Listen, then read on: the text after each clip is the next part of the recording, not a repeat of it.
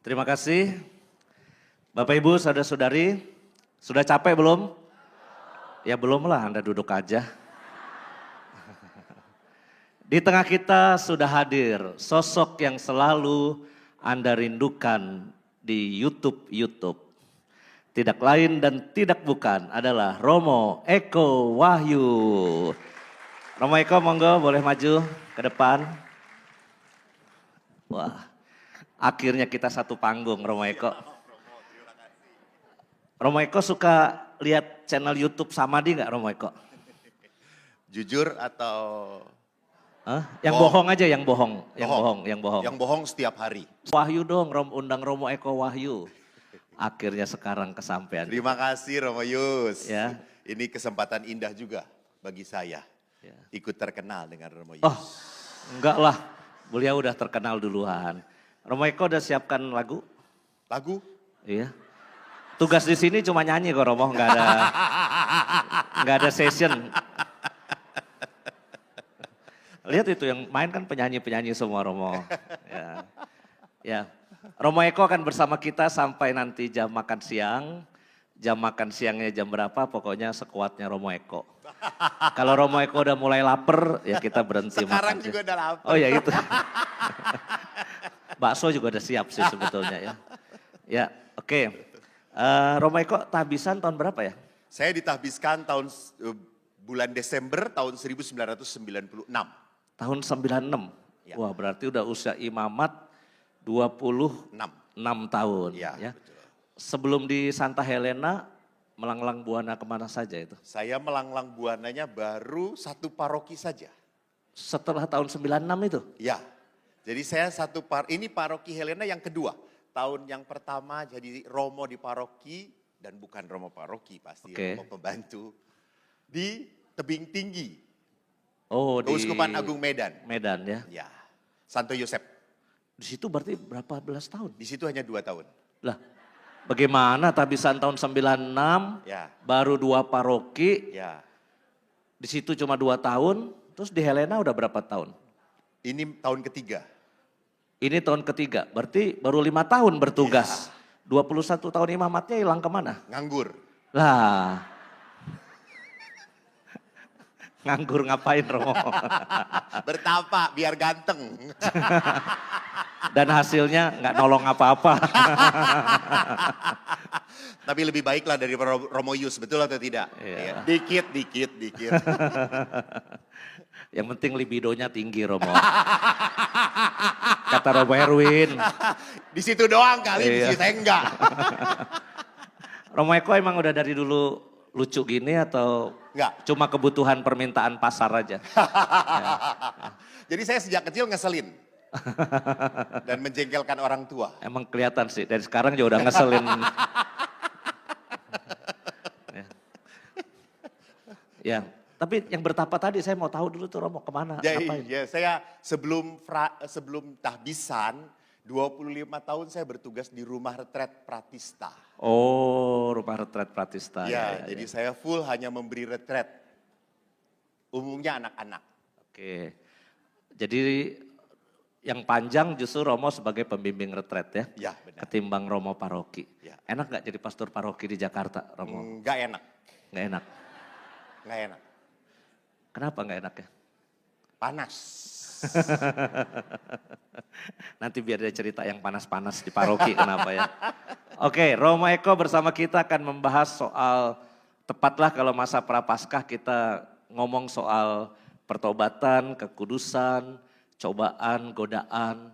Bahwa lalu nyambung sedikit, ya konteksnya ke keluarga ya bebas Romo. Mau nyambung kemana-mana bebas. Ini panggung pokoknya milik Romo Eko Wahyu. Siap. Kita Romo beri Yus. semangat buat Romo Eko Wahyu. Terima kasih. Ya, monggo, Romo. Terima kasih Romo Yus. Sekarang waktu saya ya. Ya silahkan. Oke, thank you. Romo bisa tiduran sedikit. Tapi siap-siap saya potong-potong Romo nanti. Baik, shalom Bapak Ibu semuanya. Terima kasih komunitas Santo Thomas yang sudah mengundang saya untuk berbagi bersama umat yang sangat rindu berfoto-foto ria sebetulnya gitu ya. Saya diminta oleh panitia untuk berbicara tentang godaan, cobaan, pertobatan, dan kekudusan. Banyak banget, jadi butuh 4 hari saya berbicara. Baksonya sudah siap untuk 4 hari. Baik, kalau kita berbicara tentang cobaan dan godaan, mari kita lihat konsep dasar dahulu tentang cobaan itu apa sih, godaan itu apa. Jadi konsep dasarnya, godaan itu bukanlah dosa. Tidak, godaan itu tidak dosa. Godaan menjadi dosa hanya jika kita membawakan godaan itu dalam diri kita. Ya. Jadi Romo Yus ingat kalau ibu-ibu, tante-tante yang pakai roknya pendek, itu bukan dosa. Yang dosa, Yang dosa pada mata saat saya. Nah, Mata saya melihat dosa. mata Romo yang tidak berhenti-henti dan tanpa berkedip melihat terus, itu dosa. Saya kan berkedip kelihatannya. Jadi godaan itu adalah sesuatu yang belum dosa ke dalam diri kita sebelum kita memasukkannya. Maka sama-sama, ibu-ibu lihat laki-laki ganteng kayak artis Korea, enggak dosa, itu godaan. Tapi pada saat Anda langsung mengeluh, kok suami gue enggak kayak gini ya, baru dosa Anda. Anda dosa karena mengeluh, begitu ya. Jadi pada saat Anda merasa, oh kok bagus ya, oh kok indah ya. Oh pada saat membandingkan dengan apa yang saya punya, di situ Anda sudah dosa. Anda sudah masuk ke dalam godaan itu. Sama, saya pun kemana-mana sedihnya selalu banyak orang minta foto. Dan Anda tahu kalau ibu-ibu foto itu Romo Yus semua ditempelkan ke badan saya. Ibu-ibu itu berpikir bahwa saya itu tembok gitu yang gak ngerasa apa-apa gitu. Romo Eko yang ditempelin tuh yang udah agak expired biasanya. Yang muda-muda enggak. Lihat kan libidonya tinggi, kata saya juga. Romo Aris tadi benar sekali gitu ya. Dan saya itu doanya adalah Yesus engkaulah andalanku. Jadi kalau pada nempel tuh Yesus engkaulah andalanku. Dan karena doa itu saya anggap semuanya hanya lato-lato. Kalau kalau saya doanya lain Romo Eko. Apa? Terjadilah padaku menurut kehendakmu. Nah, ini sudah berdosa, ini sudah berdosa. Memasukkan godaan gitu Itu ya. doa iman. Mari kita lihat, bedakan. Kita harus tahu dulu. Supaya apa? Tidak semuanya dosa. No. Ini baru godaan. Tapi hati-hati, seringkali godaan masuk menjadi dosa tanpa disadari. Karena apa? Karena begitu rapuhnya hidup manusia. Sekali lagi, rapuhnya kita. Nah, kalau demikian godaan itu menjadi dosa kalau masuk ke dalam diri kita. Kenapa? Pertama, karena kecerobohan dan terlalu percaya diri. Misalnya saya nggak akan mungkin jatuh lah, nggak akan. Saya udah kuat kok. Saya tenang kok, saya sudah biasa. Istri saya sudah cantik, pekerjaannya udah mapan, rumah ada, anak-anak ada. Nggak akan mungkin. Tiba-tiba jatuh sama pembantu tadi yang dikatakan. Kenapa nunjuk saya pembantu? Iya, kan tadi saya menggarisbawahi apa yang dikatakan Romo Yus gitu ya. Jadi Romo Yus itu tidak akan tergoda sama tante-tante, sama pembantu baru tergoda. Jadi itu beda level ya dengan saya ya. Jadi karena terlalu percaya diri, orang itu akhirnya apa? Jatuh.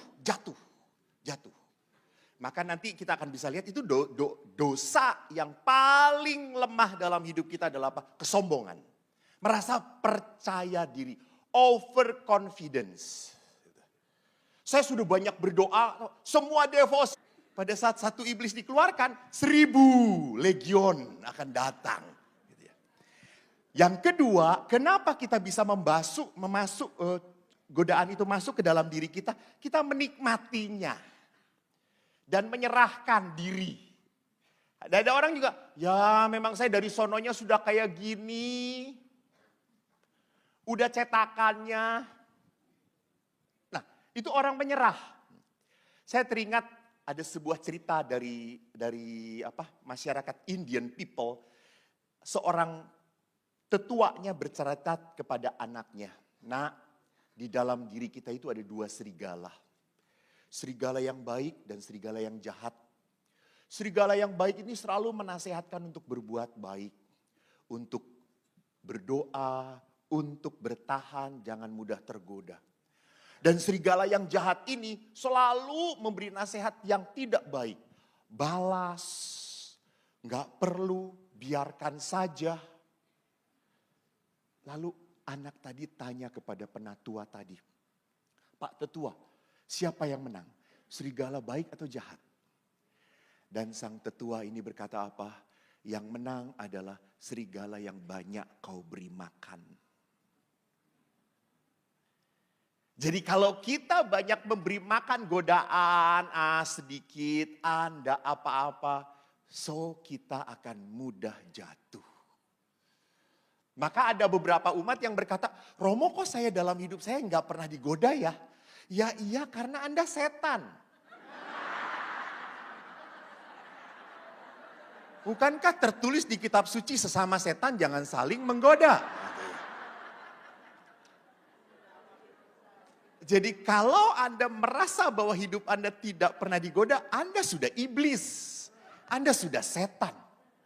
Karena Anda tidak pernah merasa apapun salah. Kan ini sekarang masa prapaskah. Beberapa orang sudah, "Ayo pengakuan dosa."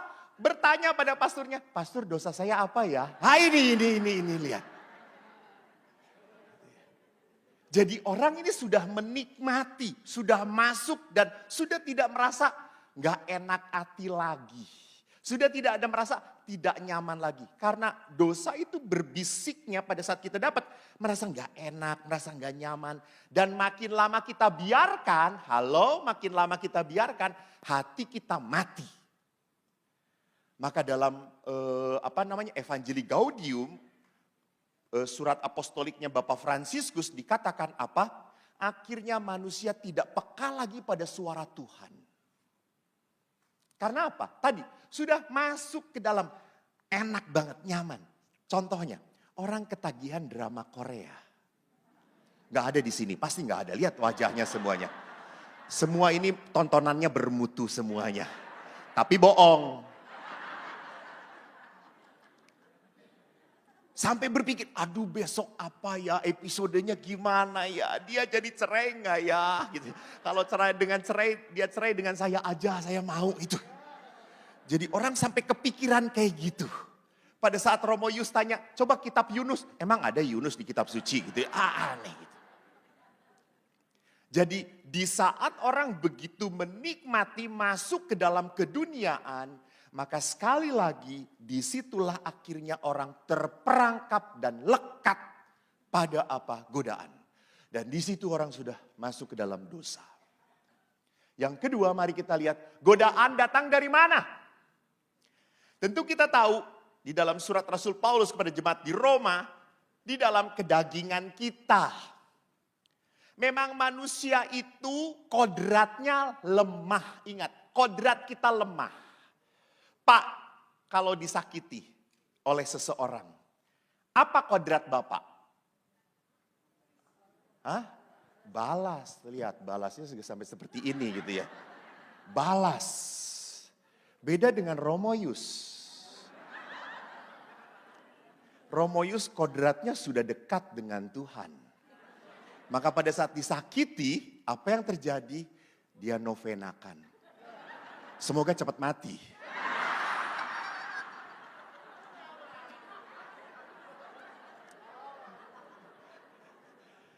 Jadi kodrat kita dalam kedagingan, kita punya kelemahan yang hati-hati, kita kadang-kadang tidak pernah menyadari.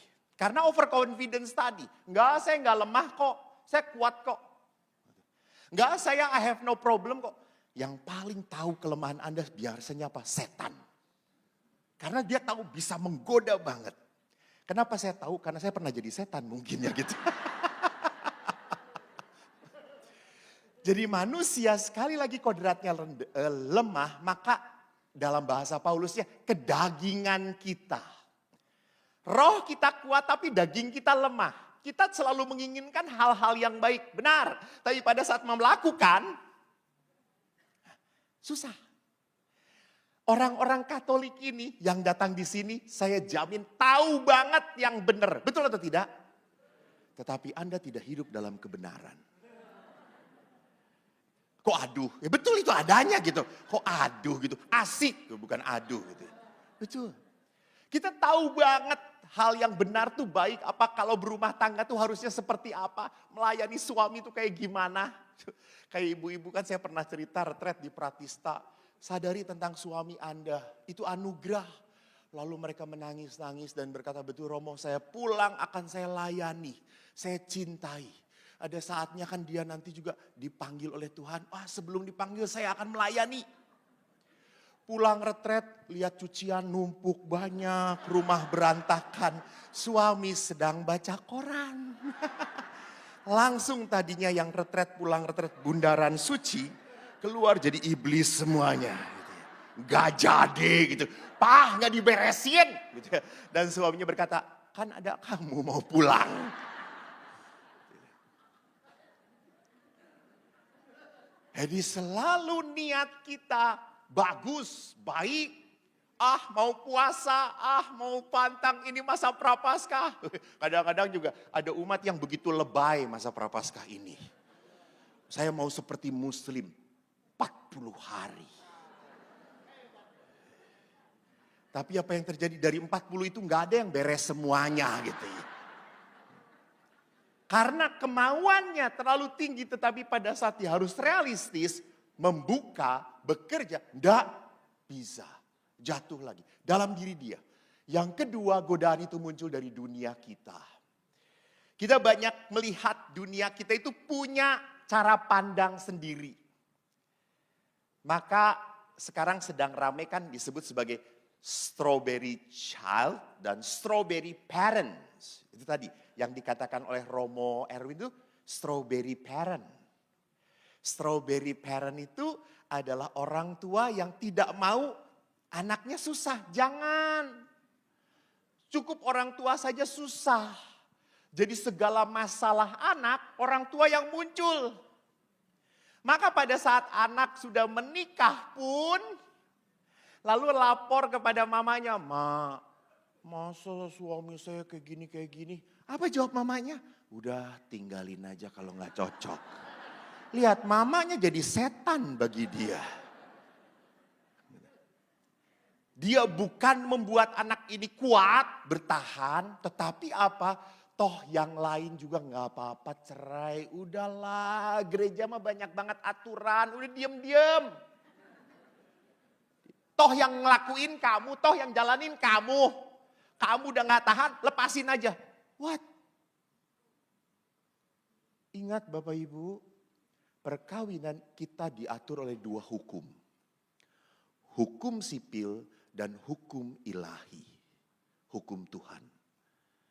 Hukum Tuhan yang berkata apa? Apa yang dipersatukan Allah tidak boleh diceraikan manusia. Itu hukum Tuhan, tidak ada dalam hukum sipil. Hukum Tuhan.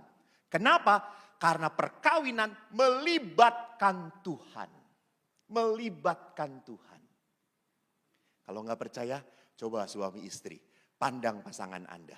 Kok bisa Anda jatuh cinta dengan si borokokok kayak gini gitu ya. Cobain gitu ya. Coba. Kalau Anda nggak percaya lagi, coba nanti malam jam 2 bangun pagi ngelihat suami Anda tidur. Lucu banget, lucu banget. Doraemon aja kalah.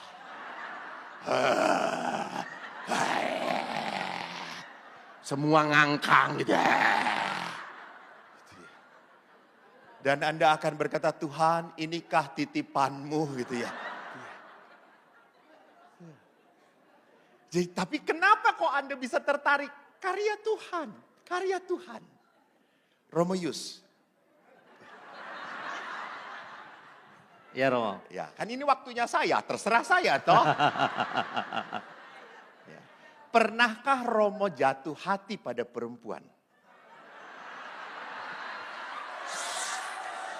Lihat, Fans Romo ingin mendengarkan saudara-saudara.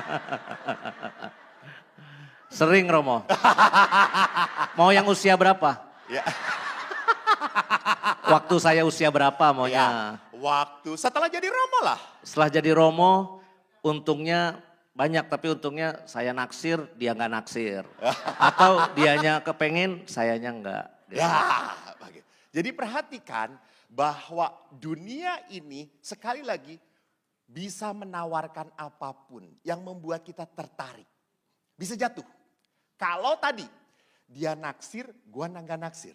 Gua naksir banget, dia meninggal dunia. Jadi nggak jadi, itulah. Jadi tolong buat nanti opera tentang apa cinta yang tak pernah, yang kandas gitu ya. Cinta yang kandas. Jadi di sini perhatikan bahayanya adalah apa kalau di ruang konsultasi ibunya nyambung pada romonya, romonya juga merasa, ih kok gue ada hati. Ada hati. Walter nanti siapin lagu ini ya. Alah jangan. No. Kahitna ini lagu Kahitna. Jadi perhatikan pada saat ada hati maka akhirnya selalu merindukan kapan ya ibu itu ngobrol lagi ya. Kapan ibu itu datang lagi ya. Apalagi kalau ibu-ibu datang ke Romo Yus. Romo. Ada makanan enak Romo.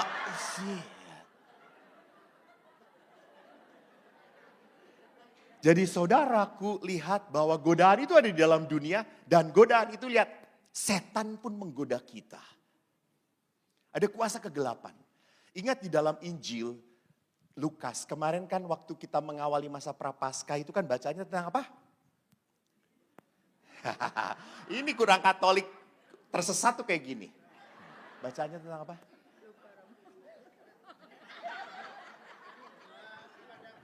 Ya, di padang gurun. Di padang gurun Yesus ngapain? Ya, Yesus berpuasa dan akhirnya yang penting adalah apa? Godaan. Menurut bacaan siapa minggu kemarin? Lihat saya, jangan langsung tunduk.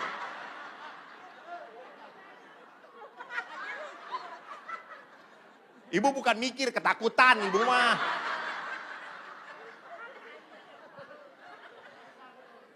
Menurut Injil Matius, ditulis oleh Matius, Markus, Lukas. Di dalam Injil Lukas bagus.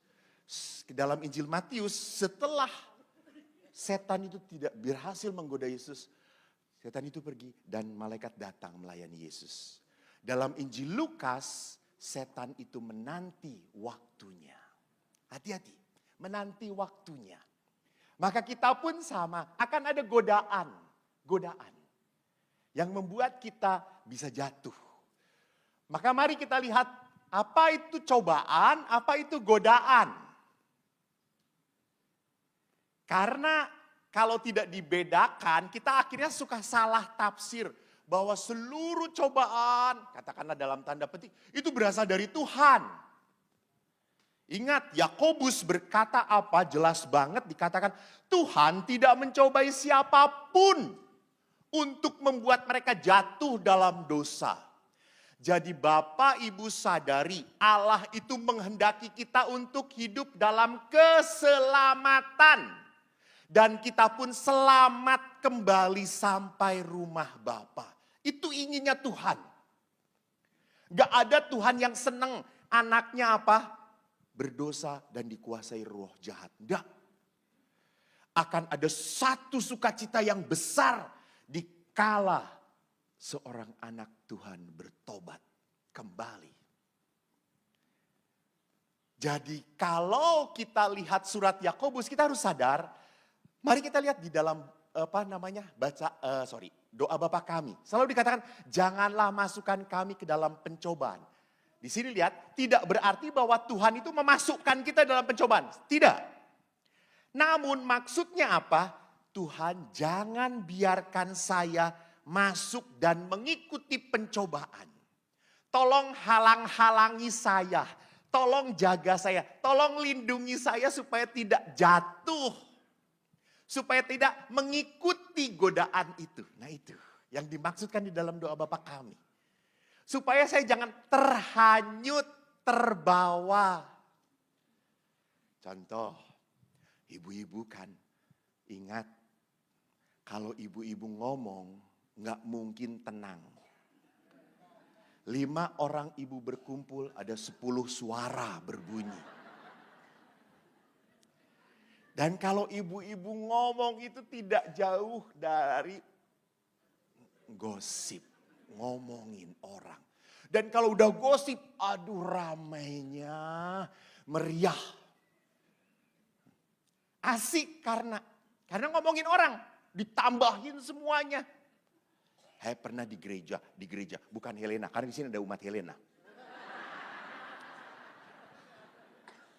Ada umat yang sedang menghias altar, beres-beres altar, sambil ngomongin pasturnya.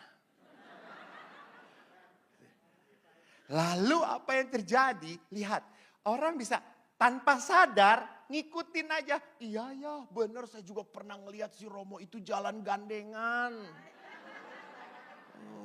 Duaan, makan bareng dia. Bahkan Romonya yang bayar. Saya itu kayaknya. Saya yang bayar kalau makan. Karena Romo Yusnya cinta banget gitu. Dan yang diajak makan gak cinta gitu. Maka harus dibayarin gitu. Jadi perhatikan bahwa kita seringkali masuk begitu saja. Mudah jatuh. Maka pada saat saya berkata, jangan masukkan kami dalam pencobaan Tuhan. Jangan biarkan saya langsung hanyut jatuh begitu saja dalam godaan. Protect me. Ingatkan saya. Nah, Santo Siprianus pernah berkata bahwa dengan meminta dilepaskan dari pencobaan, kita diingatkan bahwa kita ini lemah. Kita sadar, kita punya kelemahan. Fisik, jiwa, roh. Saya ingat Bapak Kardinal itu selalu mengatakan tubuh kita butuh nutrisi, jiwa kita butuh motivasi, roh kita butuh inspirasi. Kita pun sadar kita punya kelemahan fisik. Dan kelemahan fisik ini kalau nggak diterima, kita akhirnya menjadi orang yang mudah mengeluh terus. Romo sakit dengkulnya, sakit perut cekot-cekot Romo. Namanya orang sudah usia 80 tahun ke atas toh, sudah bingung, dislokasi. Ada seorang oma saya pernah cerita, datang kepada saya mengeluh Romo.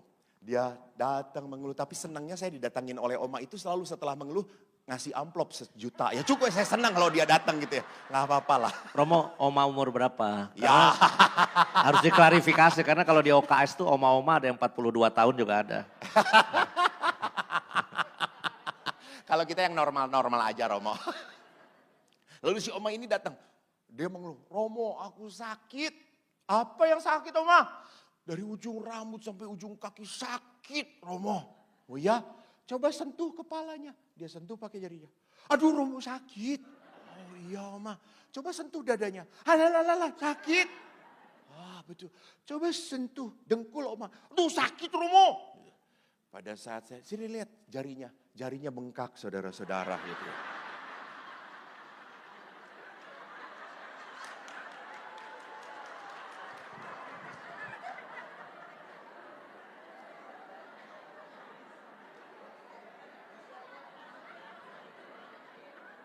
Lalu saya sentuhin pantat saya, aduh, sakit juga toh. Pantat saya gak masalah Oma, kata saya itu. Jadi hati-hati, orang sering kali pada saat jiwanya juga sakit, maka orang itu tidak bisa melihat berkat Tuhan. Karena jiwanya sakit, merasa dia teraniaya. Banyak banget sekarang orang-orang yang selalu merasa teraniaya. Banyak banget orang-orang sekarang menjadi objek penderita. Saya gini tuh karena gitu Romo. Saya datang ke sini tuh karena Romo Yus yang mengundang saya. Jadi lihat di sini seolah-olah saya ini menjadi korban. Dan kalau demikian Akhirnya apa? Dia punya sakit jiwa. Memang tidak parah. Tetapi apa? Ada sesuatu yang tidak beres dengan jiwa dia. Maka suatu saat saya berhadapan dengan seorang anak yang sejak kecil ditolak oleh orang tuanya. Namun dia dirawat oleh pamannya dengan cinta yang begitu besar. Tetapi dia tetap marah, dia tetap jengkel, dia tetap kecewa dengan papa mama aslinya. Lalu saya berkata, "Nak, kamu lupakan berkat yang begitu besar hanya karena kemarahanmu pada orang tuamu.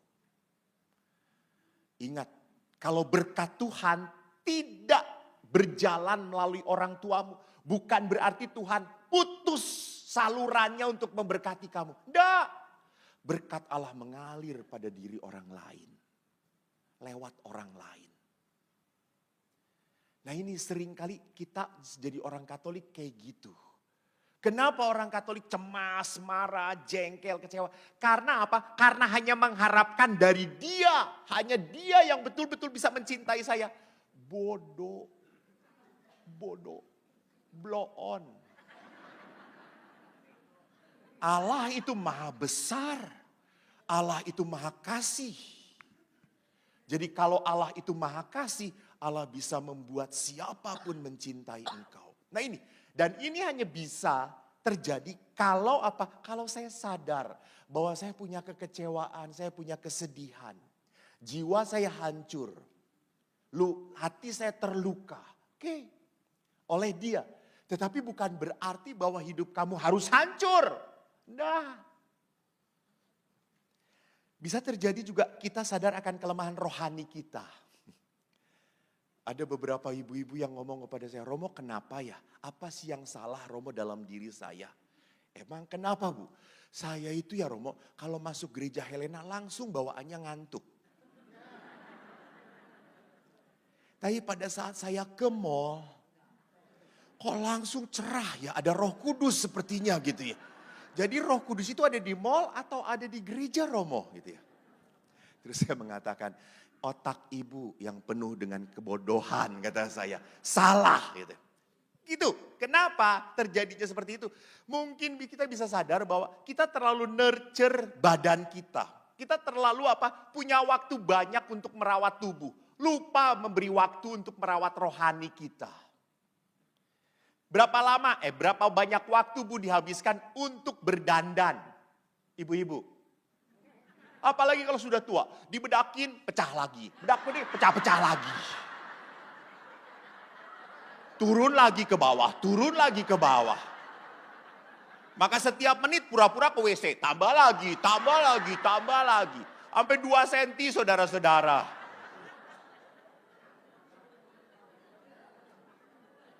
Ibu-ibu terimalah bahwa badan kita itu makin lama memang akan mengikuti gaya gravitasi. Ada cim-cim yang ini susunya udah ke bawah lagi gitu. Saya berkata, "Oma susu kok di sini sih, kan di sini kan saya tuh." Si Oma, "Kan gravitasi Romo," kata dia itu, ke bawah kata ya. Gimana nggak kelihatan orang di depan mata? Ya Allah, itu dia. Masa saya ngelihat oma-oma pantatnya yang nggak mungkin. Ibu ini nggak logis dia ngomongnya.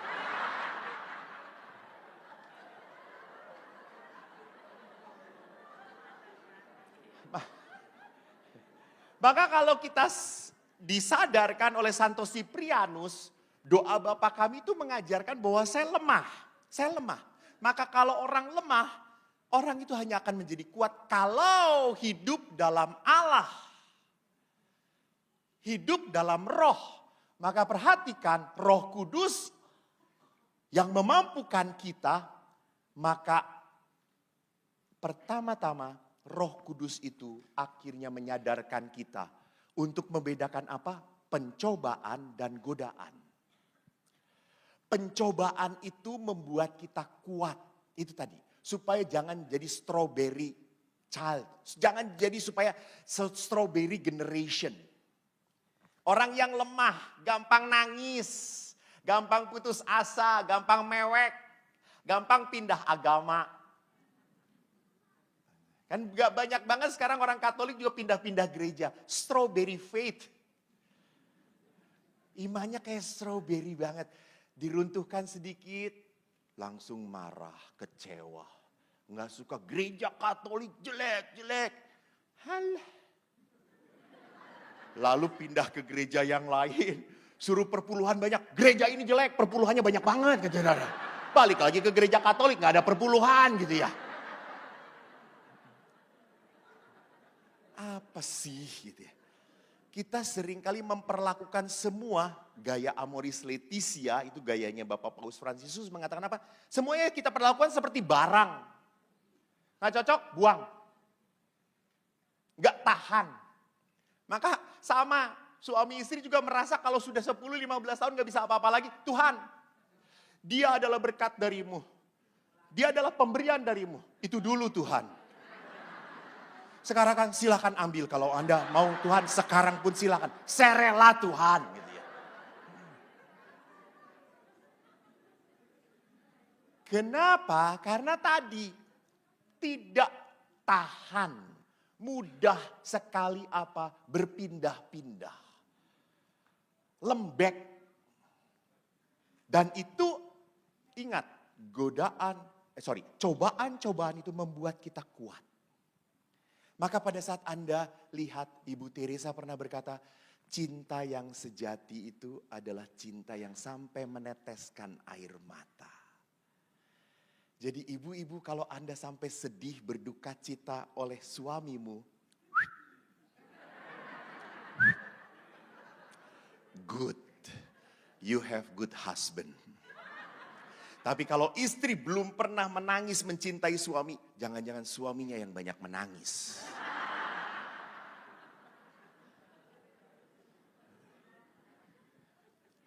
Jadi itu adalah ujian. Supaya apa? Kelihatan kesungguhan kita.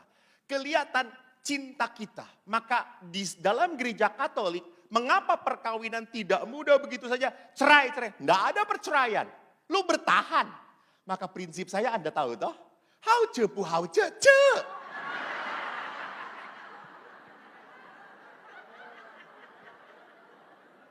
Itu yang saya pegang. Yang mau jadi pastor saya.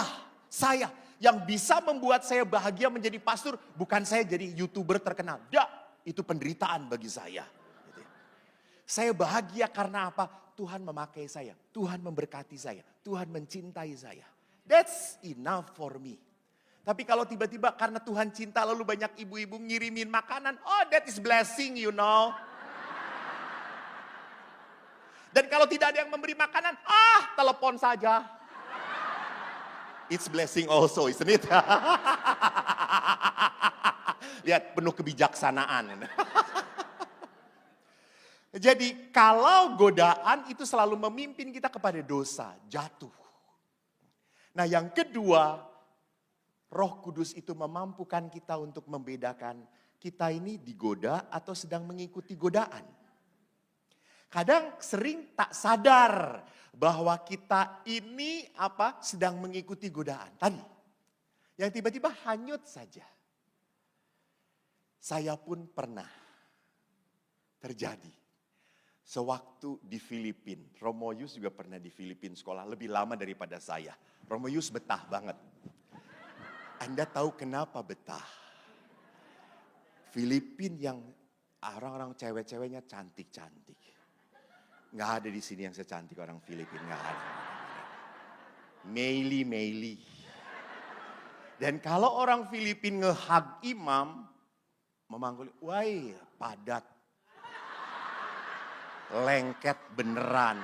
Hi Father, how are you? Wow. Saya belum pernah loh Romo Eko digituin. Tuhan dengarkanlah dia Tuhan. Rupanya dia merindukan Tuhan. Teman saya di Sefam, Romo, di Family Ministry. Jadi karena Family Ministry kita tentang counseling dan banyak ibu-ibu dan counseling. Kita belajar tentang counseling, itu teman-teman saya. Dan mereka tahu imam, wah langsung gak. Lama-lama saya berpikir, saya bisa rontok iman saya. Saya nggak tahan. Ibu-ibu itu tenang, saya nggak tenang. Saya jujur. Maka saya harus memutuskan. No, enough. Just shake my hand, it's enough. Why, Father? We hug in Christ. In Christ, kata saya tuh. Lu tenang-tenang, gua pening, tahu nggak kata saya. Maka saya tahu batas. Karena apa? Bisa hanyut, tergoda, dan akhirnya apa? Merindukan. Kalau sudah merindukan, Anda sudah ketagihan. Dan ketagihan itu adalah bahasa dosa. Kita sudah ketagihan itu karena melekat. Gue nggak bisa happy kalau ndak ada itu. Itu ketagihan, betul atau tidak? Betul. Seperti saya ketagihan berada di sini. Bukan karena ketagihan, karena ininya ada di sini gitu ya. Yang di sini ngiri, Romo. Ya, saya pindahin. Iya. Betul, saya juga bingung jadi kenapa saya di situ terus ya. Saya ngikutin MC saudara-saudara moderator. Kalau saya tidak mengikuti amplop kagak ada. Saya taat. Yang ketiga, tidak hanya kita, kok jadi ngelihatnya Romo Yusa? Karena saya kalau ngelihat Romo Yusa ada kuasa kegelapan gitu. Saya harus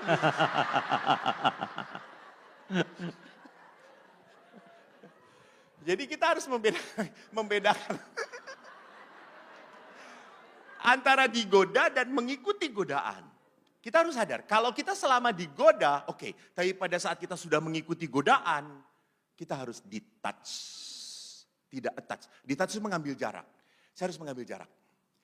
Sama, kalau saya sudah marah, pusing, tidak tahu apa yang harus Anda lakukan, Anda sudah terlilit oleh kuasa kegelapan. Kuasa kegelapan itu apapun ya.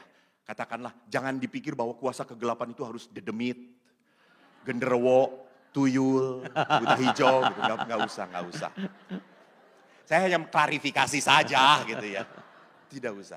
Jadi kuasa kegelapan itu bisa juga kerumitan jiwa, kerumitan. Dalam bahasa Inggris scrupulous gitu ya. Semua hal dijadikan salah, semua hal dijadikan rumit. Itu sudah kusut. Yang ketiga adalah apa? Membuka kedok kebohongan pada godaan. Itu yang tadi saya katakan. Godaan sering nampak baik, indah, namun ujungnya maut. Ujungnya penderitaan. Ujungnya menjadi apa? Saya merasa menderita. Saya merasa salah. Maka perhatikan, kalau orang itu sadar, kuasa kegelapan itu bukan seperti yang menakutkan. Indah kok, bagus kok. Kalau yang datang kepada saya, mohon maaf. Gitu.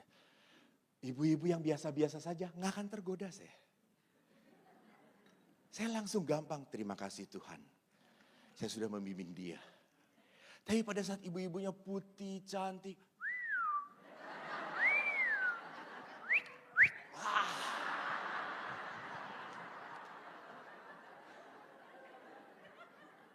Maka saya sekali lagi tidak mungkin mudah untuk apa? Untuk tidak jatuh. Maka penuh semangat ngomongnya. Berlama-lama. Hati-hati. Berlama-lama. Maka konsultasi pun kalau hampir Anda satu konsultasi dan Anda pergi bagus, terbantu bagus. Tapi kalau dengan 1, 2, 3, 4, 5 konsultasi Anda nggak beres, ini tanda-tanda. Ini tanda-tanda apa? Tanda-tanda Anda sudah ketergantungan, kelekatan. Bahasa roh jahat selalu dilogis-logiskan, selalu masuk akal. Nggak salah kok.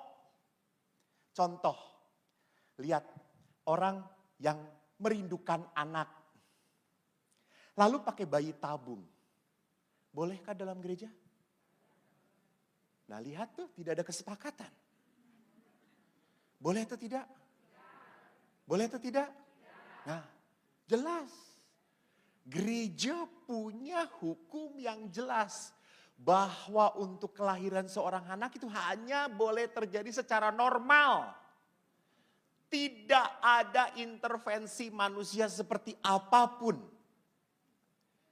Lalu akhirnya ada orang yang mengatakan, Romo, kan ada orang yang sungguh mau merindukan ingin punya anak. Kenapa kok nggak boleh? Kok tidak diperbolehkan? Kan wajar toh seorang ayah ibu merindukan seorang anak. Betul. Tapi ingat, anak itu di dalam hidup perkawinan adalah anugerah. Dan jangan menjadikan anak sebagai sumber kebahagiaan perkawinan Anda. Salah. Karena hati-hati, anak pun bisa merenggut cinta suami istri. Tuh. Pada suami istri itu tidak boleh cintanya kurang dari 100%. Anak itu buah dari cinta suami istri. Karena seringnya apa? Saking cintanya kepada anak, you have so many time with your children, but you have no time with your couple. That's not right. Gak benar. Maka sering juga terjadi opa oma senang sekali ngerawat cucunya. Dan cucu senang dengan opa oma. Karena semua apa-apa boleh. Oma gak berani melarang, sekali melarang cucu gak akan datang. Dan kalau cucu gak datang, oma dengan opa lagi, oma dengan opa lagi. Dan itu adalah penderitaan.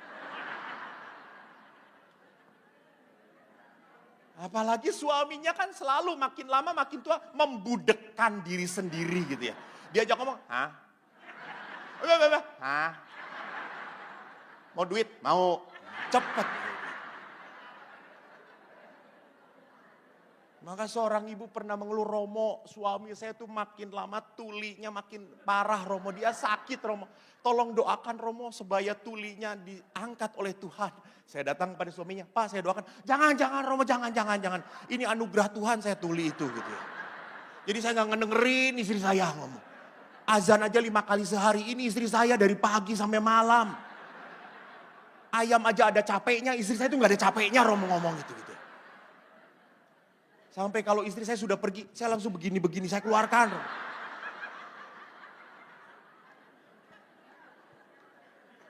Hei Bapak Ibu yang terkasih, lihat bahwa seringkali saya membenarkan hal yang tidak benar karena alasan apa? Karena alasan sepertinya logis, dilogis-logiskan. Logis, betul. Logis kok, ilmu manusia sudah pinter kok. Anda sekarang lihat di Cina sudah bisa membuat perempuan yang bisa diajak ngomong. Disuruh-suruh apapun mau. Jengking. Tuh kan pikirannya gak bener tuh. Saya gak teruskan. Rupanya umat Romo ini parah semuanya ya.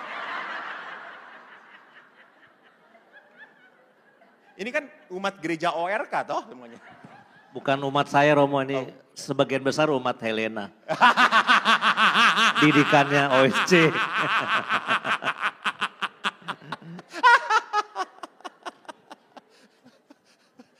Jadi kita harus lihat bahwa untuk masuk ke dalam doa, jangan masukkan kami ke dalam pencobaan. Itu berarti apa? Jangan masuk ke dalam pencobaan itu adalah sebuah keputusan hati. Sebuah keputusan. Maka pertobatan, kalau kita berbicara tentang pertobatan, itu bukan hanya kemauan tetapi kesungguhan. Saya itu kok enggak mendapat ya Romo kata apa, aku kok dari tadi lupa. Pertobatan itu dalam bahasa gereja itu sering lihat perputaran itu. Metanoia. Metanoia, betul. Membalikan. Thank you. Ya. Metanoia, membalikkan. Membalikkan. Maka di dalam Prapaskah kita diajak untuk belajar apa? Ajere kontra. Melakukan sebaliknya. Jadi kalau saya males dengan suami gak mau menyapa, justru saya sapa. Ajere kontra. Keterbalikan. Sebagai bukti apa? Sebagai bukti ini keputusan hati. Walaupun suami nyebelin, diajak ngomong, tetap saya pegang, saya sentuh, saya layani. Dengan kasih, ya dikit. Jengkelnya banyak, nggak apa-apa, nggak apa-apa. Karena kan kedagingan kita. Tetapi Anda tidak mengikuti kejengkelan ini. Justru Anda mengikuti kebenaran. Jadi Anda nanti akan bertanya, Romo kalau saya jengkel tapi tetap melayani dia, tersenyum pada dia, dia munafik atau bukan? Bukan. Tidak munafik. Anda mengalahkan kelemahan Anda. Kalau munafik itu kan, jadi ngomongin, lu ngomong,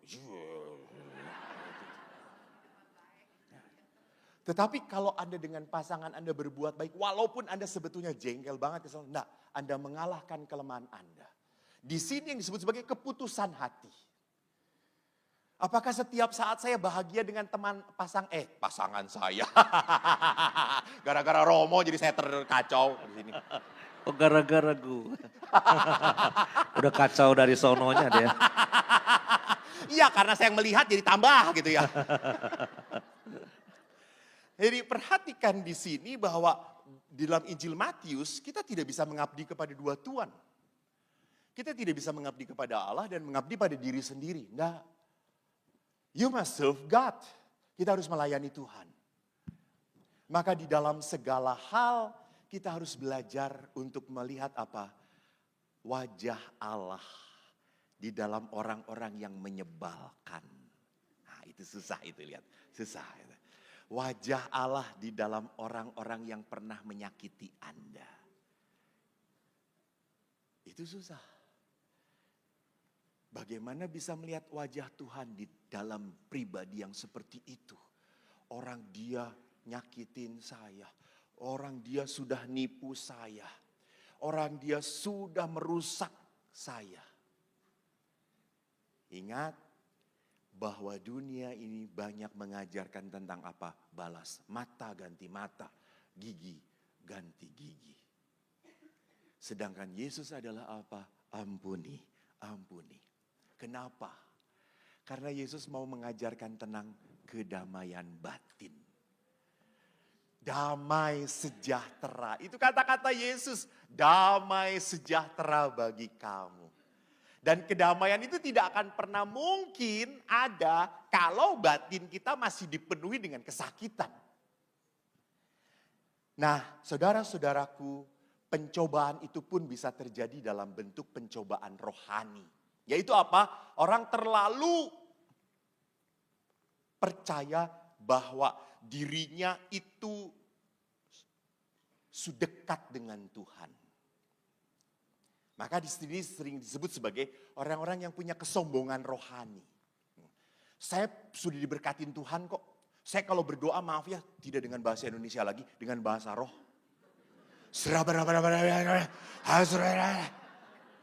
Tuhan langsung tahu saudara-saudara. Tuhan juga bingung mungkin dengan bahasa itu gitu ya. Ini ngomong apa orang ini? Gitu. Lalu Anda punya karisma mendoakan, menyembuhkan. It's only God. You are the tools of God. Tuhan hanya mau memakai kamu. Maka saya bersyukur jadi pastor. Banyak didoakan oleh saya cepat meninggal. Ada juga yang didoakan oleh teman-teman saya pada sembuh. Dan dia terkenal. Dia terkenal. Saya kurang populer untuk pendoaan. Ya sudah, Tuhan tidak memakai saya untuk itu. Ya terimalah. Setiap orang mendapat karunia-Nya masing-masing. Dan harus digunakan untuk apa? Untuk membangun gereja Allah. Membangun gereja Tuhan.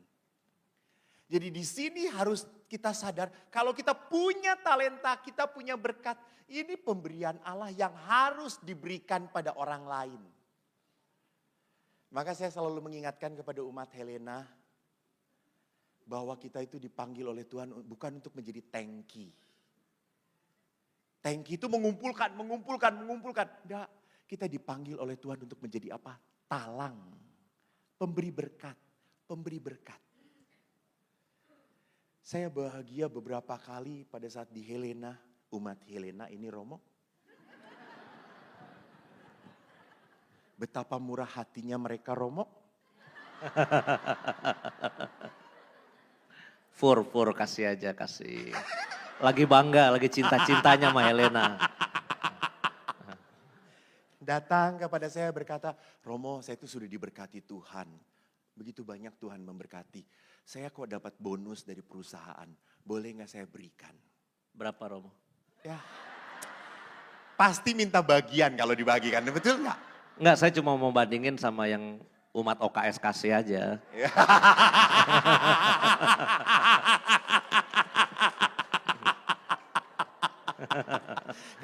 Kalau dengan OKS saya nggak berani. Saya hanya memperlihatkan belas kasihnya Romo. Ya, jadi perhatikan ada orang-orang tertentu yang sadar bahwa ini berkat itu bukan untuk saya habiskan. Bukan hanya untuk diri saya. Biarkan orang lain pun menikmati melalui saya. Melalui saya. Saya kaget sekali sewaktu terjadi gempa bumi di Jogja. Waktu itu di Bantul ya. Lalu Bantul, lalu masuk ke Muntilan, ke daerah Muntilan juga kena. Terus pastor paroki Muntilan kenal saya karena kakek saya di sana. Telepon, Romo bisa ngasih bantuan enggak? Saya waktu itu tinggal di rumah retret. Saya nggak punya umat. Oke Romo, saya cobain. Saya telepon umat Jakarta. Kebetulan saya kenal. Tolong dong, saya pastor ini butuh bantuan. Kenapa Romo? Umatnya banyak yang kena. Oke. Anda tahu dalam waktu sehari dapat 75 juta. Lalu saya ngomong, Romo ini 75 juta, saya transfer kemana? Dan Romo itu berkata, saya nggak butuh duit, saya butuh barang. Saya kasih listnya. Dia kirimkan listnya kepada saya dan saya suruh belanja di Bandung. Saya belanja ke Makro saudara-saudara. Dan baru saat itu Romo saya beli pembalut wanita banyak banget. Sampai petugas Makronya itu tanya kepada saya, Pak istrinya berapa Pak?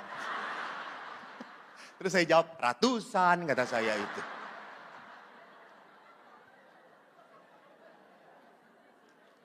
Tapi apa yang saya mau katakan, saya bahagia toh di dalam gereja Katolik cukup banyak umat yang mudah tergerak hatinya oleh belas kasihan. Begitu mudah, nggak takut. Nggak takut kalau memberi langsung habis dan kekurangan. Nggak. Banyak yang akhirnya berkata, Romo kalau butuh bantuan lagi telepon. Saya mau memberi, saya mau berbagi. Look, apa maksudnya? Orang-orang ini merasa bahwa kesejahteraan ini bukan hanya milik dia. Nah saudara-saudara, sekarang kalau kita sudah berpikir tentang godaan, cobaan. Mari sekarang kita masuk ke dalam pertobatan. Saya tidak mau melihat pertobatan itu sebagai sebuah peristiwa anak bungsu yang hilang. Itu kok sudah biasa aja. Zakeus bertobat, enggak.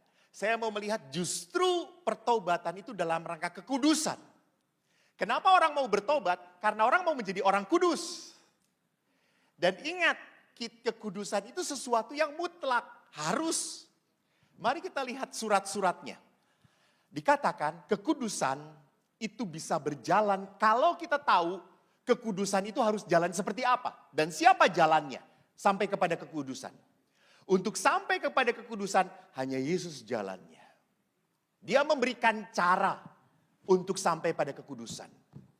Nah sekarang mari kita lihat dalam Injil Yohanes bab 14 ayat 1 sampai 6. Saya skip saja poin bawahnya. Dikatakan oleh Thomas, Tuhan kami tidak tahu kemana engkau pergi. Jadi bagaimana kami tahu jalan ke situ? Yesus berkata, akulah jalan kebenaran dan hidup. Tidak ada seorang pun yang datang kepada Bapa kalau tidak melalui aku. Lihat, jalan, terus. Nah, Santo Agustinus bagus banget menjelaskannya. Enteng. Akulah jalan, artinya apa? Kamu berjalan di sampingku. Kau harus berjalan di samping aku. Dan kalau Yesus berkata, aku kebenaran, itu artinya apa? Kau harus datang kepadaku. Ngobrol dengan aku. Bicara dengan aku. Dan kalau Yesus itu berkata, akulah kehidupan. Yesus berkata, engkau harus hidup di dalam aku. Engkau harus berada bersama aku. Ingat dalam Injil Yohanes tentang pokok anggur yang benar, Yesus itu adalah pokoknya. Dan kita ini adalah carang. Kita tidak akan pernah membuahkan kasih, damai, pengampunan kalau tidak pernah nempel pada pokoknya. Yaitu pada siapa? Pada Tuhan sendiri. Maka kalau kita berbicara tentang Yesus itu jalan, kita harus sadar hanya Kristus yang adalah Allah yang dapat memberikan kepastian jalan keselamatan. Dan jalan ini adalah jalan kesempurnaan kasih atau kekudusan yang harus dicapai oleh 3 hal. Menyangkal diri, terus, that's right, 3 hal itu. Menyangkal diri, memikul salib, dan mengikuti aku. Maka di dalam Lumen Gentium artikel 42, hasil dari Dekrit Konsili Vatikan kedua, dikatakan apa? Semua orang beriman Kristiani diajak dan wajib mengejar kesucian dan kesempurnaan sebagai status hidup mereka. Angelus dulu, betul. Saya dengar ada Angelus. Romo? Mari kita bangkit berdiri, kita berdoa Angelus. Dalam nama Bapa, Putra dan Roh Kudus, amin. Maria menerima kabar sukacita dari malaikat Tuhan. Salam Maria, penuh rahmat Tuhan sertamu.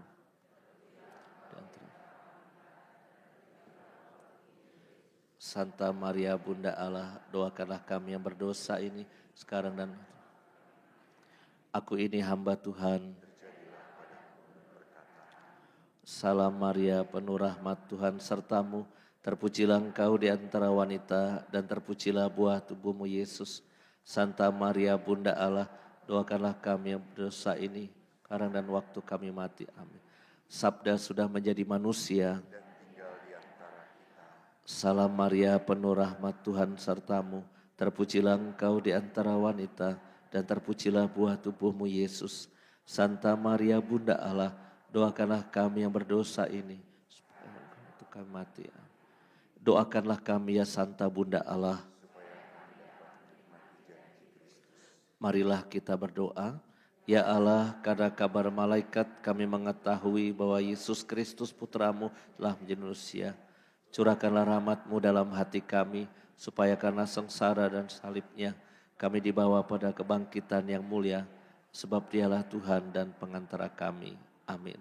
Dalam nama Bapa, Putra dan Roh Kudus. Amin. Silahkan Romo. Terima kasih Romo. Saya 5 menit lagi Bapak Ibu.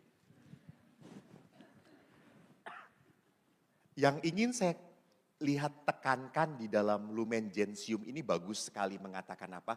Bagaimana caranya mengejar kesucian, kesempurnaan. Lihat yang saya beri biru ini. Mengarahkan keinginan hati dengan tepat. Jadi keinginan kita tuh harus diarahkan. Karena keinginan kita itu seringkali arahnya kemana-mana.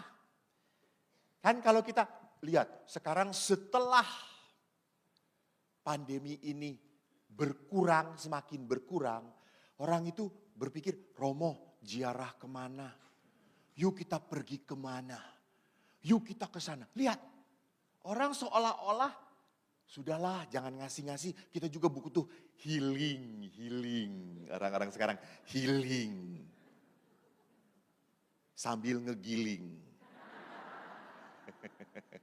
Kan cari kuliner toh ngegiling itu gitu ya. Jadi orang-orang sekarang lihat, inginnya kalau udah dapat berkat, untuk dipakai apa? Beli apa? Kemana? Itu. Meributkan ke sana. Maka kalau orang hanya meributkan tentang diri dia, maka orang itu tidak akan pernah punya waktu untuk memikirkan orang lain. Maka kita harus belajar apa? Mengatur keinginan kita pada hal-hal yang tepat. Dan yang kedua menarik, menggunakan hal duniawi ini, digunakan. Namanya berkat, dipakai, dikasih oleh Tuhan. Berkat itu anugerah, bukan musibah. Enggak, pakailah. Tetapi apa? Jangan melekat pada kekayaan. tidak melekat. Jadi kalau hilang, ya sudah, ya enggak apa-apa. Seorang anak SMA pernah cerita pada saya, Romo, saya itu Romo pernah naik motor tabrakan. Tabrakannya tunggal, saya licin, jatuh, saya nabrak pohon. Saya telepon kepada mama, Ma aku tabrakan. Mamanya langsung, motornya gimana?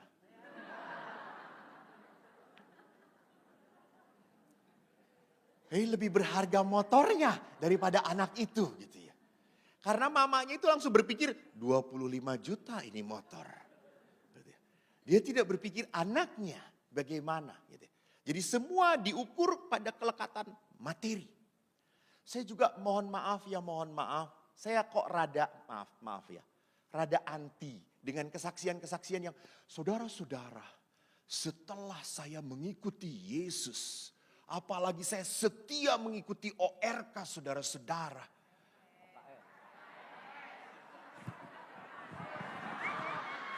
OKS ya. Tidak komentar. Waktu saya.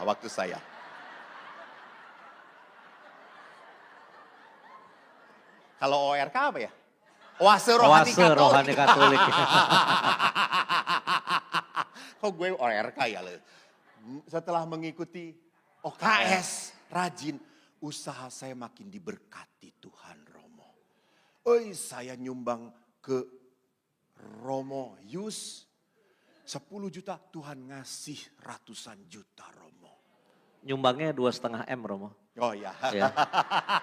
Bukan 10 juta. Harusnya gitu. Jadi perhatikan, kok jangan menjadi manusia yang bergaining dengan Tuhan. Ini melekat. Saya baru menyumbang kalau diberkati Tuhan. Oh my goodness, dari dulu Tuhan ngeberkatin. Ya toh, aneh setelah merasa diberkatin, setelah banyak cuan gede. What? Lu bisa hidup aja udah berkat. Sudah berkat. Tugas Allah itu bukan tugas. Karya Allah itu adalah memberkati. Gitu ya. Jangan sampai kita melekat. Saya mau kalau ini. Romo nanti gereja Romo akan saya sumbang. Kalau nanti saya dapat lotre ya Romo. Beli lotre aja kadang tidak pernah gitu ya. Itu aneh. Tuh. Maka Bapak Ibu ada 3 hal yang ingin saya tekankan. 3 pola injili untuk melawan godaan. Untuk masuk ke dalam kekudusan. Ini tidak penting, ini hampir sama dengan yang 3 ini. Nah ini. Pertama, memang karena saya seorang biarawan, beliau rohaniwan. Di biara itu kami mengucapkan kaul, kemurnian, kemiskinan, dan kemiskinan. Lalu di sini dikatakan kesucian, kemurnian apa? Lekatkan hidupmu pada Tuhan. Lekatkan hidupmu pada Tuhan. Bapak Ibu, tolong jangan pernah berpikir itu mah hanya untuk para imam, para suster, biarawan. No. Justru makin yang membutuhkan supaya bertahan adalah suami istri. Suami istri. Mengapa gitu? Bu, Pak, tanya Romo Yus, saya juga sama. Yang banyak datang minta didoakan itu suami istri. Jarang saya datang kepada Romo Yus, bro doain gue, jarang. Mungkin bro akan berkata, apaan sih lu? Suami istri, kenapa? Karena begitu beratnya. Anda harus memikirkan pasangan Anda yang makin dipikirin makin nyebelin. Anda harus memikirkan usaha Anda, anak-anak Anda, cucu-cucu Anda, semua dipikirkan. Romo Yus kan tinggal telepon doang. Orang langsung berbelas kasih. Jadi Bapak Ibu yang membuat Anda kuat bertahan sekali lagi hanya doa. Sebuah kesaksian yang selalu saya bawakan pada saat saya berbicara adalah kesaksian seorang ibu. Ibu beranak 3, dia kerja. Dia punya suami juga bekerja.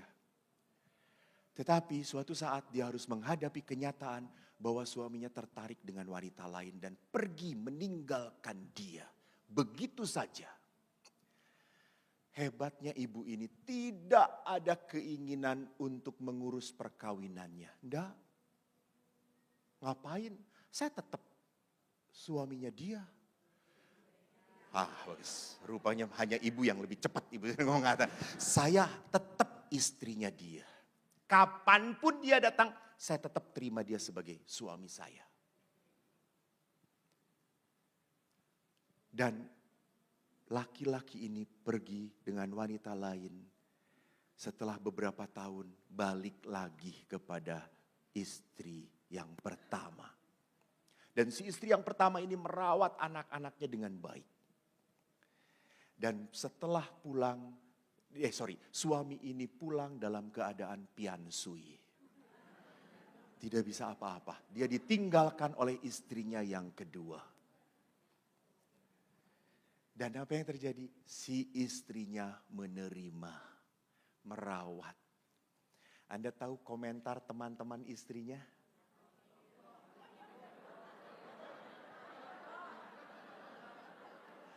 Lihat jawaban penuh dengan luka batin. Bu Cun nanti bahas tentang luka batin. Bu Cun, bodoh, tolol, perempuan blow on. Sudah baik masih di blow on-kan. Tapi jangan pernah lupa, apa yang bodoh di mata dunia, mulia di mata Tuhan. Jangan ngomong amin, lakukan. Amin. Memang paling mudah tuh amin. Paling mudah teriak amin gitu ya. Karena Anda tahu ini kebenaran, betul. Lalu sampai-sampai akhirnya apa? Si suaminya ini meninggal di pangkuan istrinya. Dan waktu saya tanya, Bu, ibu kok kuat banget sih dan hebat. Si ibu itu, siapa yang kuat? Saya gak kuat Romo. Kalau mau ngikutin saya, abis. Burung dia udah gue pecah-pecah jadi berapa gitu. Ini kata-kata ibu itu, kata-kata ibu itu. Bukan kata saya. Romo Yus, kata-kata ibu itu. Saya takut diusir dari Keuskupan Agung Jakarta. Ini ibu itu ngomong, udah gue cabik-cabik gitu, abis gitu. Tetapi apa? Saya berani menerima dia karena saya melihat Yesus. Yesus. Karena saya melihat Yesus. Saya berdoa. Terus sambil iseng saya tanya, lalu suami dirawat? Iya saya rawat. Tiap hari dikasih obat apa racun? Obat Romo kata dia itu. Jadi Bapak Ibu ingat banyak hal dalam kehidupan yang tidak bisa kita hadapi. Saya percaya itu. Kalau Anda sendirian, Anda hanya bisa bersama Tuhan. Maka jangan pernah berdoa, Tuhan mudahkan hidup saya. Jangan banyak permasalahan, no. Berdoalah, Tuhan sertai aku supaya aku kuat. Supaya aku kuat. Di dalam pelayanan pun berat. Emangnya setiap pelayanan adalah para malaikat? Tidak. Hidup bersama pastor. Apakah hidup bersama Pastor Yus kemuliaan? Tidak. Seperti nanti bacaannya sore ini. Musa, Elia bersahabat baik dengan Yesus. Nah, salib bisa terjadi. Gitu. Di Samadhi sih kemuliaan Romo. Itu menurut dia saudara-saudara. Versi yang tak teraniaya gitu ya. Gitu. Jadi perhatikan, banyak dalam kehidupan Anda tidak akan pernah bisa bertahan kalau tidak dalam Tuhan. Maka bahasa Bapak Paus banget. You must become a Christ-centered person. Christ-centered person. Sedikit-sedikit pada Yesus, sedikit-sedikit mengadu pada Yesus. Tidak apa-apa, you are children of God. Kau anak Tuhan. Maka ngomongnya pada siapa kalau bukan pada Bapak? Masa ketua pekong begini, enggak akan. No, Tuhan. Yang kedua adalah apa? Kemiskinan. Hidup sederhana. Tidak terikat ugah hari. Ugah hari itu apa? Bebas. Semua berkat suatu saat akan pergi. Oke. You must know how to detach. And you will know how to detach when you know how to attach. Artinya apa? Saya kalau diberi berkat, nikmatilah berkat itu. Jadi Bapak Ibu, kalau selama Anda masih bisa berjalan, selama Anda masih bisa pergi, pergilah ke OKS. Banyak hiburan sukacita di sana.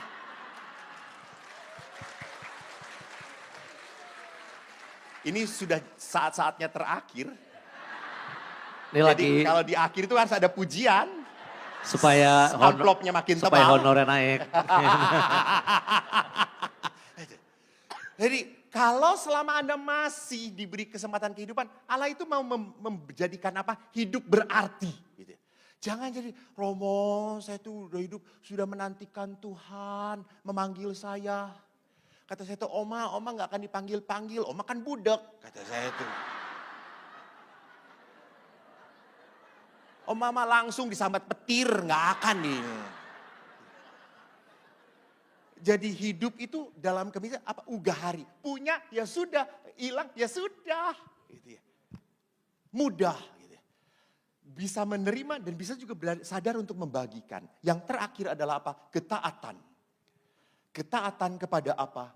Allah sendiri. Kepada gereja. Maka kalau gereja itu mengatakan tidak, ya tidak, setialah. Kalau gereja mengatakan ini yang benar, ya ikuti gereja. Bapak Ibu ingat, yang menyelamatkan kita bukanlah kebaikan kita. Enggak mungkin. Kalau kita itu punya cara prinsip bahwa kita nanti di surga itu ditimbang. Ya, ini kebaikan, ini kejahatan. Saya yakin sebaik apapun Romo Yus. Ini kebaikan, ini kejahatan. Ingat ya, sebaik apapun Romo Yus, tetap diampuni Tuhan. Anda terjebak. Ini kan saat terakhir harus naikin dia.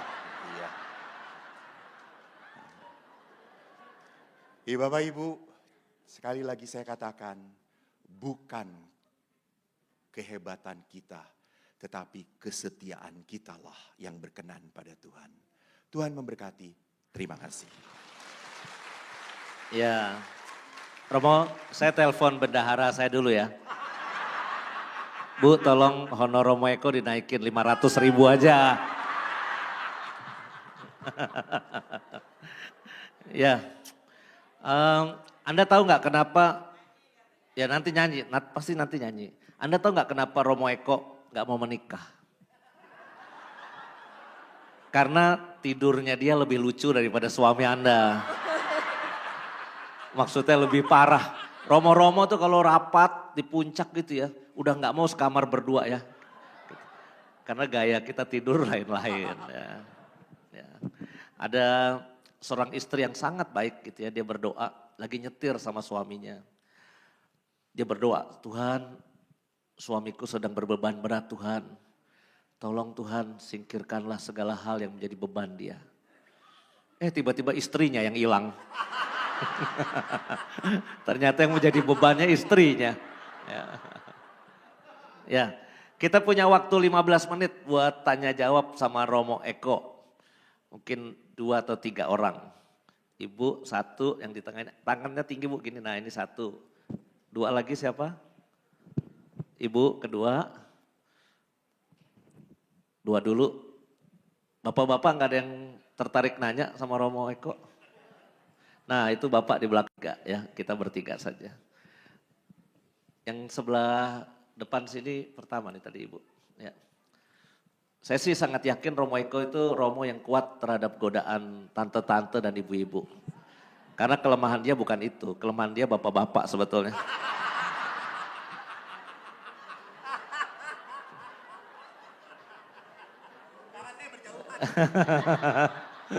Silakan Bu berdiri dan kenalkan nama dan Selamat paroki. siang. Yang Romo Eko tadi terangkan keikhlasan menghadapi suami, keadaan apa.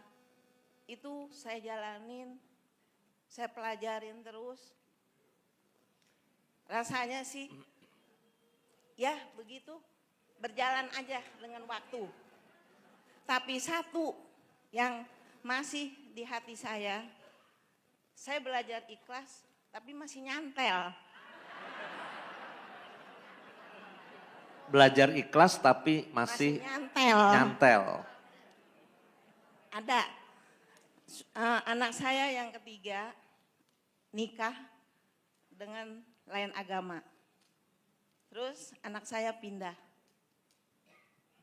Saya bilang, kok semudah itu kamu? Terus dia bilang, ya dia tetap maksa. Sampai suami saya kayak hampir mau ribut dah berdua. Dia mau minta nikah, mau pindah agama. Akhirnya saya pikir-pikir lagi, daripada ada keributan antara bapak dan anak, saya memutuskan dua-duanya diam. Dengerin kata mama, kamu udah dewasa, kamu mau memutuskan, ingat tanggung jawab sendiri. Pahit, asem, getir, makan sendiri. Wah, garis keras nih ibu ini nih kayaknya. Tapi setelah udah menikah, kata bapaknya, oh sebelum mau pernikahan bapak bilang, lu hadir nggak? Oh hadir dong, gue yang ngegedein anak. Masa dibuang begitu aja?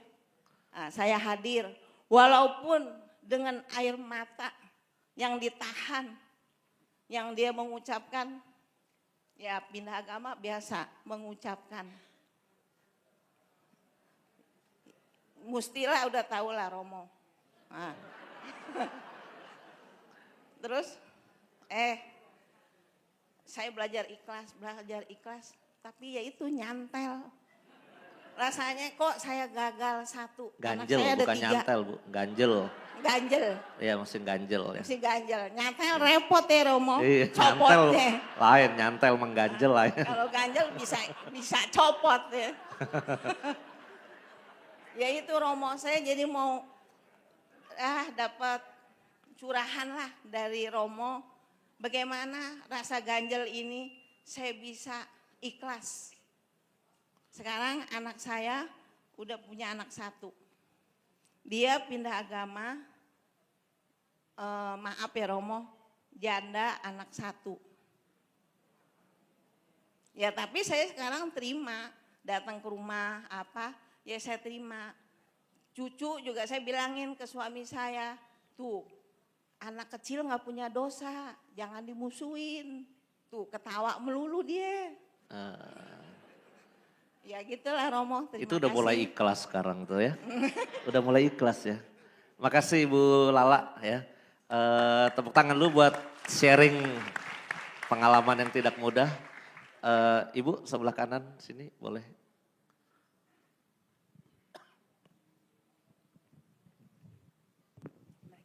Terima kasih Romo Yus, Romo Eko untuk kesempatan ini. Saya Emerentian Ardiati dari Paroki Pamulang, Gereja Santo Barnabas.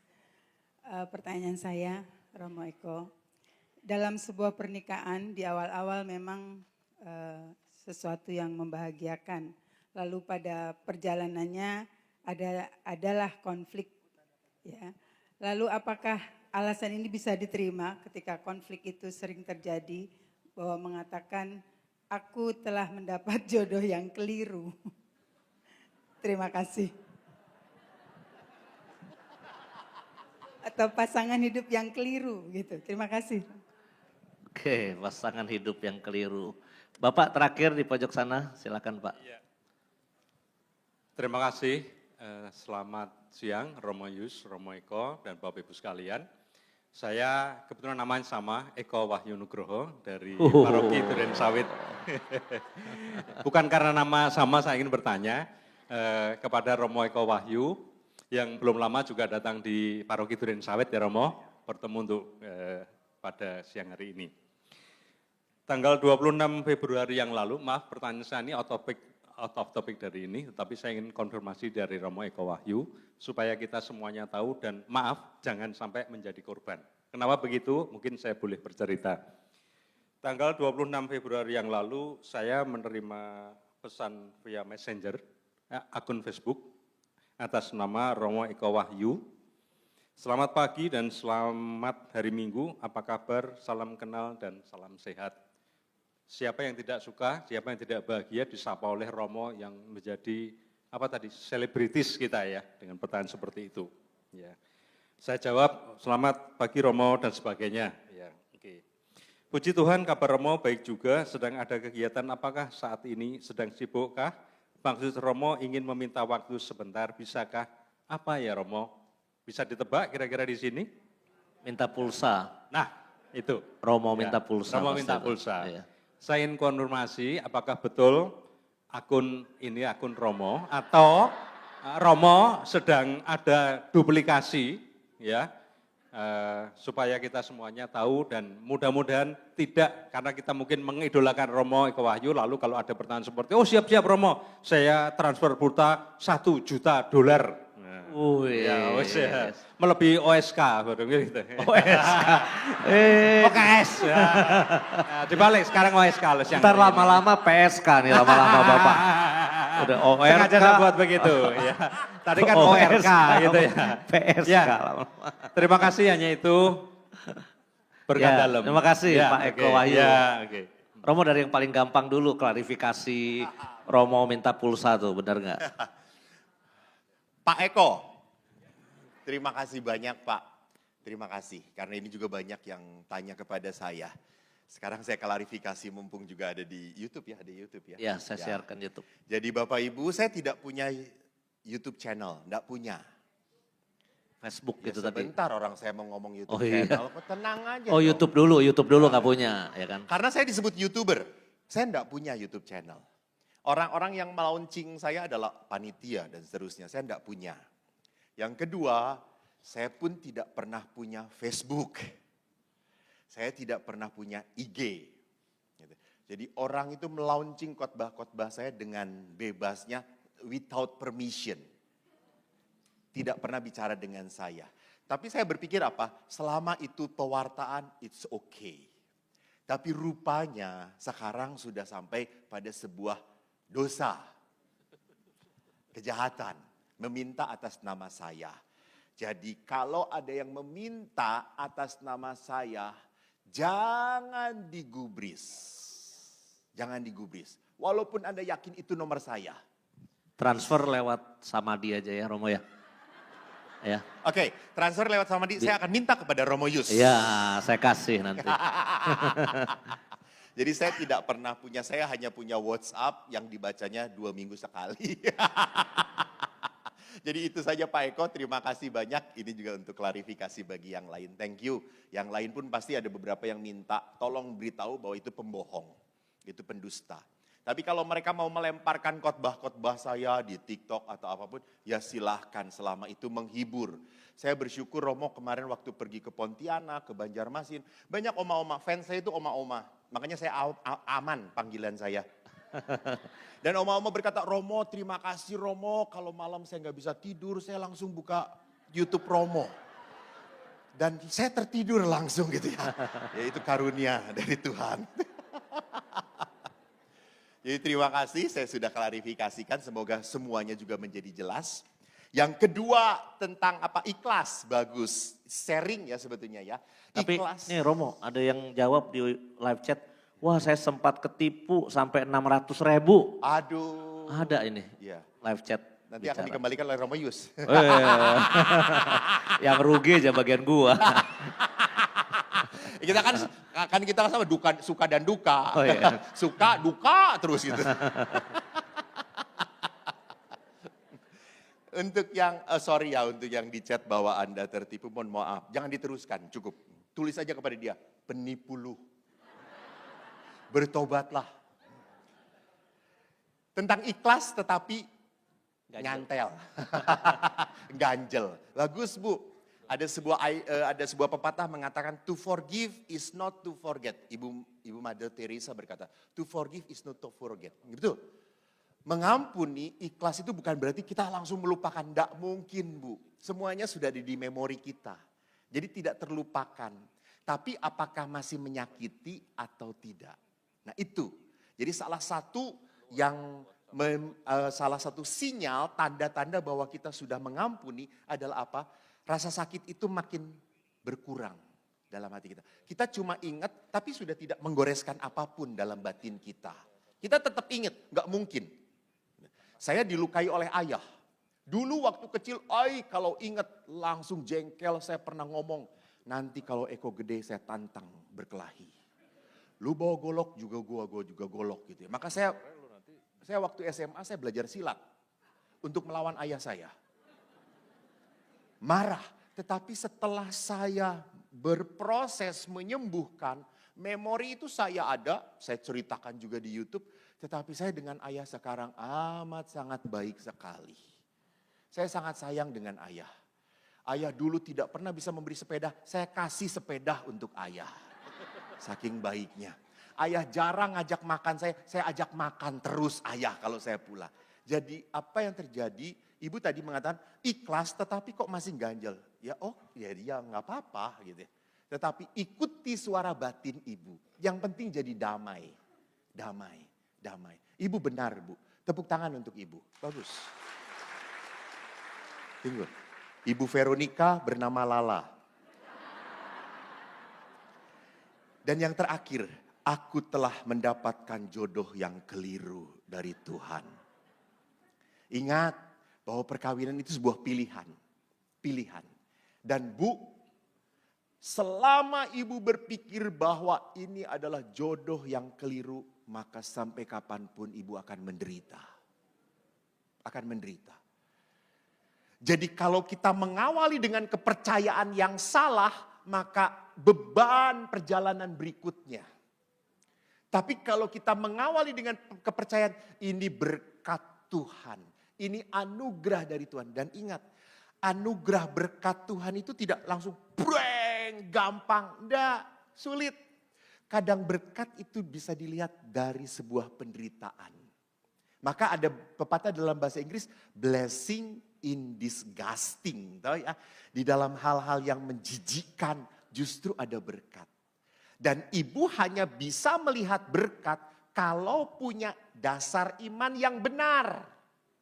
Dasar imannya jangan, saya telah memilih pasangan yang salah. Ya sudah, sampai kapanpun salah. Mungkin di surga juga ketemu dia, salah. Lu gak harus masuk sini. Karena lu masuk surga, gua masuk neraka aja. Karena salah gitu ya. Jadi awalilah selalu perjalanan hidup Anda dengan sebuah hal yang positif. Maka perjalanan seberat apapun akan selalu menjadi anugerah dan berkat. Terima kasih Ibu, Tuhan memberkati. Kita beri tepuk tangan untuk Romo Eko Wahyu. Dan sekarang beliau akan mendendangkan satu buah lagu. Lagu rohani atau lagu rohana Romo? Rohani saja karena lagu ini di luar apa? Request. Di luar rencana kita ya. Bendahara tolong tambahin 200.000 buat lagu. Ya buat lagu. Setiap nambah permintaan nambah dia.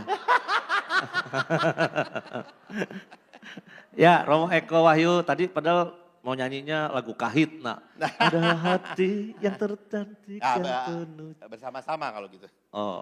Nanti band OKS-nya belum ada. Ya Romo Eko Wahyu akan menyanyikan lagu rohani ya Romo. Ya. Judulnya apa tadi? Ku tak dapat jalan sendiri. Anda tahu ya lagu itu ya. Lagu ini bagus banget. Kenapa? Cocok bagi saya dan pasti cocok bagi Anda juga. Apalagi pada saat Anda duduk di sebelah orang yang berat dalam hidup Anda. Saya cerita Romo Yustu ingat kan, sekarang itu kan ada Wuling itu kan bisa diajak bicara gitu. Wuling on the radio, gitu. Wuling lemparkan istri saya, plong gitu nggak ada.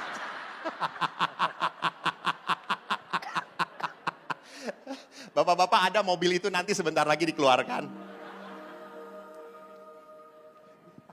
Oke.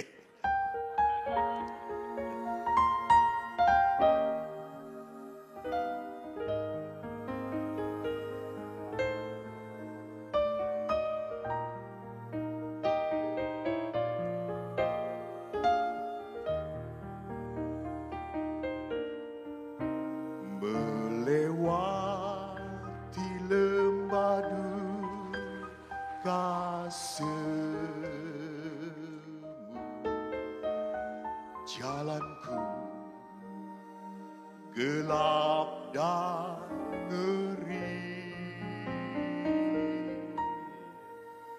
Tuhanku perlu pertolonganmu, sebab ku tak dapat jalan sendiri. Gimana, katakan pada dia. Ku tak dapat jalan sendiri.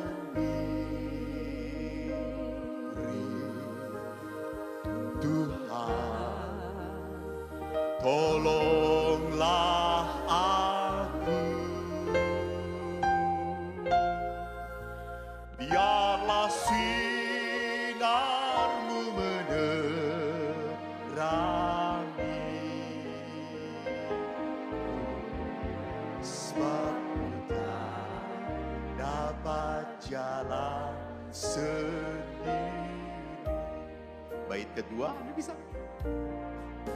Tiada orang yang menolong daku, ku sangat lemah dan letih. Jalanlah Tuhan dekat padaku, sebab ku tak dapat jalan sendiri. Saya ingin mendengarkan bapak-bapak bersama saya. Ku tak dapat jalan sendiri. Bapak-bapak. Ku tak dapat jalan sendiri. Tuhan, tuntunlah daku. Ibu-ibu, hanya ibu-ibu. Ya.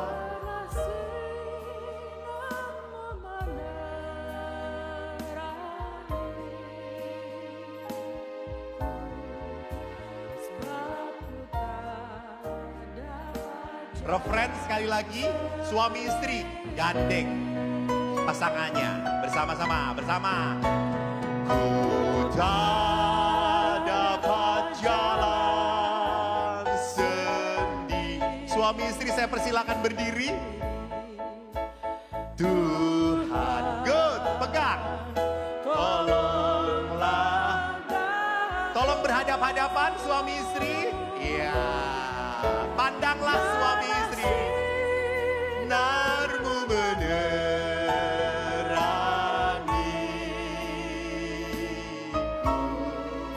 sebab ku tak dapat jalan biarlah sinarmu menerangiku. Biarlah sinarmu Tolong sekarang pandang pasangan Anda. Pandang Pak pasangannya dengan penuh kasih, saudara-saudara, ya Allah. Tuh, pandang. Lihat pasangan Anda. Dikecup pasangan Anda, silakan dikecup, silakan dikecup. Iya. Romo Eko, Romo Eko.